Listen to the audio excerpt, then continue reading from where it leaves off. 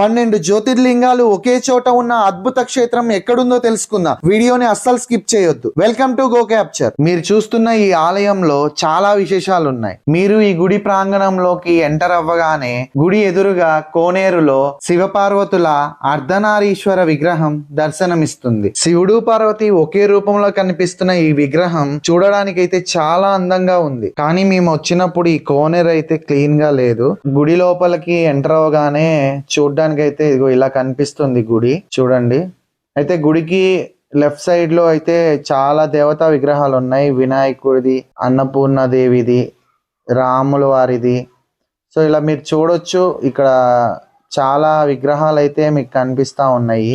వరుసగా చూసుకుంటా వెళ్తే మీరు అనేక దేవతా విగ్రహాలను అయితే గమనించవచ్చు. చాలా అద్భుతంగా అయితే ఇక్కడ చిత్రీకరించారు. ఈ ఆలయానికి ఉన్న ప్రత్యేకత ఏంటంటే మీరు చూస్తున్నారుగా, 12 జ్యోతిర్లింగాలు ఒకే చోట దర్శనం అయితే మనకి ఇస్తున్నాయి. అంతేకాదు, ఇక్కడ స్ఫటికంతో తయారైన శివలింగం ప్రధాన దేవత. ఇక్కడున్న ఈ శివలింగాలని నీరు, పాలు, విభూతితో అభిషేకం చేయడం ద్వారా అష్టదరిద్రాలను పోగొట్టి సమృద్ధి తెస్తాడని భక్తులైతే నమ్ముతుంటారు. మీరు చూడొచ్చు, ఇక్కడ మన దేశంలో ఉన్న 12 జ్యోతిర్లింగాలు వాటి రూపాలు ఎలా ఉన్నాయి అనేవి ఇక్కడ మనకు కనిపిస్తాయి. మాస శివరాత్రి, మహాశివరాత్రి ప్రత్యేక రోజులు, అలాగే కార్తీక పౌర్ణమి, కార్తీక మాసంలో ఇక్కడ ప్రధాన పూజలు అయితే జరుగుతుంటాయి. ఈ ఆలయంలో మీకు కనిపిస్తున్న ఈ 12 జ్యోతిర్లింగాలకు స్వయంగా అభిషేకం అయితే చేసుకోవచ్చు. ఇక్కడ చూస్తున్నారుగా, ద్వాదశ జ్యోతిర్లింగ స్తోత్రం, లింగాష్టకం అయితే మనకు కనిపిస్తుంది. ఆ పక్కనే నాగదేవత గుడి అయితే మీకు కనిపిస్తుంది. ఇక్కడ మీరు గమనిస్తే గుడికి కుడివైపున అమ్మవారి అష్టాదశ శక్తి పీఠాలు అయితే మీకు కనిపిస్తాయి.